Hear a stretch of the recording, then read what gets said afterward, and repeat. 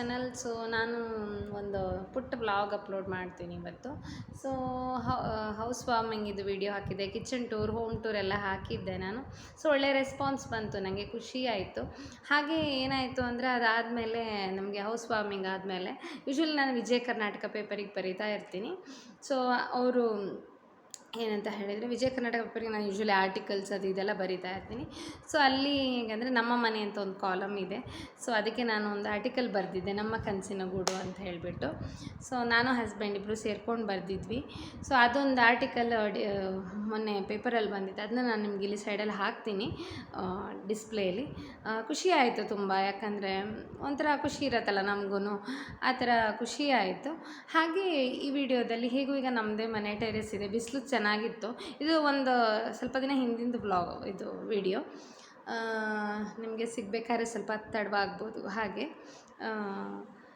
ಅಂದರೆ ಅಕ್ಕಿ ಇದು ಸಂಡಿಗೆ ಮಾಡಿದ್ದೆ, ಹೇಗೂ ನಮ್ಮದೇ ಅಂತ ಆಗುವಾಗ ಮೇಲ್ಗಡೆ ಬಿಸಿಲಿರುತ್ತೆ ಒಣಗಕ್ಕೆ ಹಾಕೋದಕ್ಕೆ ಎಲ್ಲ. ಸೊ ಅದರ ರೆಸಿಪಿನ ನಿಮಗೆ ತೋರಿಸ್ತೀನಿ ಯಾವ ಥರ ಮಾಡಿದ್ದೀನಿ ಅಂತ. ಸೊ ಅದು ನೋಡ್ಕೊಂಬನ್ನಿ.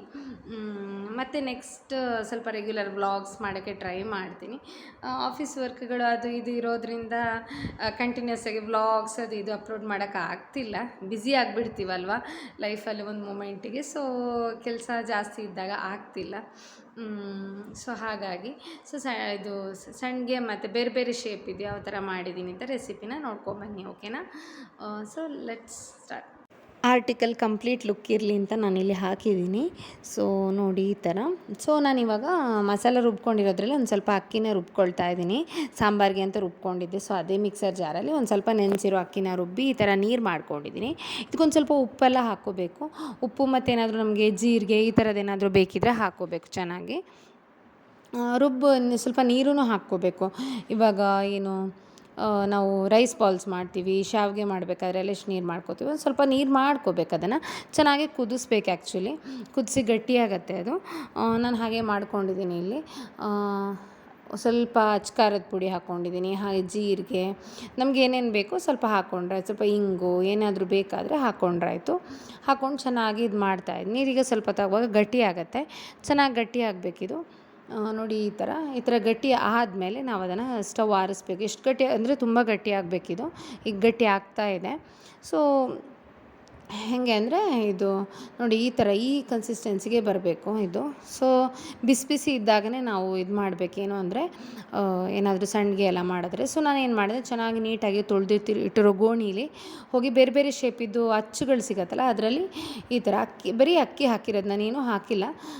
ಈ ಥರ ಮಾಡಿಕೊಂಡೆ. ಈ ಥರ ಮಾಡಿಕೊಂಡು ಅದನ್ನ ಈ ಥರ ಒತ್ಕೊಂಡೆ ನಾನು ಅಚ್ಚಲ್ಲಿ, ಬೇರೆ ಬೇರೆ ಶೇಪಿದ್ದು ಅಚ್ಚಲ್ಲಿ ಒತ್ಕೊಂಡು ಬಿಸಿಲಲ್ಲಿ 1-2 ಬಿಸಿಲಿಗೆ ಚೆನ್ನಾಗಿ ಒಣಗಿ ಹೋಗಿತ್ತು.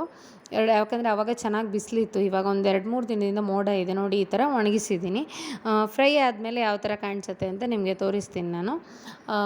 ನೋಡಿ ಈ ಥರ ಒಣಗಿಸಿದ್ದೀನಿ ಸಂಡಿಗೆ ಬೇರೆ ಬೇರೆ ಶೇಪಲ್ಲಿ. ಒಂಥರ ಕುರುಮ್ ಅಂತ ಊಟಕ್ಕೆ ಚೆನ್ನಾಗಿರತ್ತಲ್ವ, ಹಾರೋಗಬಾರ್ದು ಅಂತ ಗುಂಡ್ಕಲ್ಲಿ ಇಟ್ಟಿದ್ದೀನಿ ನಾನು ಆ್ಯಕ್ಚುಲಿ. ಸೊ ನೋಡಿ ಫ್ರೈ ಆಗಬೇಕಾದ್ರೆ ಎಷ್ಟು ದೊಡ್ಡದಾಗಿ ಎಷ್ಟು ಚೆನ್ನಾಗಿ ಬಂತು ಅಂತ ನೀವೇ ನೋಡ್ಬೋದು, ಎಷ್ಟು ಚೆನ್ನಾಗಿ ಬಂತು ಅಂತ. ಊಟಕ್ಕಂತೂ ತುಂಬ ಟೇಸ್ಟಿಯಾಗಿರುತ್ತೆ. ನಾನು ಸ್ವಲ್ಪನೇ ಮಾಡಿದ್ದು ಟ್ರಯಲ್ ಅಷ್ಟೇ. ಸೊ ಎಷ್ಟು ಚೆನ್ನಾಗಿ ಬಂತು ನೋಡಿ, ಬೇರೆ ಬೇರೆ ಶೇಪ್ ಇದೆಲ್ಲ ನಾನು ಹೇಳಿದೆ ಅಲ್ವಾ. ಸೊ ಈ ಥರ ಟ್ರೈ ಮಾಡ್ಬೋದು, ಇದು ಸಂಡಿಗೆ ರೆಸಿಪಿ. ಸೊ ಈ ವಿಡಿಯೋ ಪುಟ್ಟ ವ್ಲಾಗ್ ನಿಮ್ಗೆ ಇಷ್ಟ ಆಗಿದೆ ಅಂತ ಅನ್ಕೋತೀನಿ. ಇಷ್ಟವಾದಲ್ಲಿ ನನ್ನ ಚಾನಲ್ಗೆ ಸಬ್ಸ್ಕ್ರೈಬ್ ಮಾಡಿ, ಹಾಗೆ ಶೇರ್ ಮಾಡಿ, ಸಪೋರ್ಟ್ ಮಾಡಿ. Thank you so much. You in the next video. Bye bye.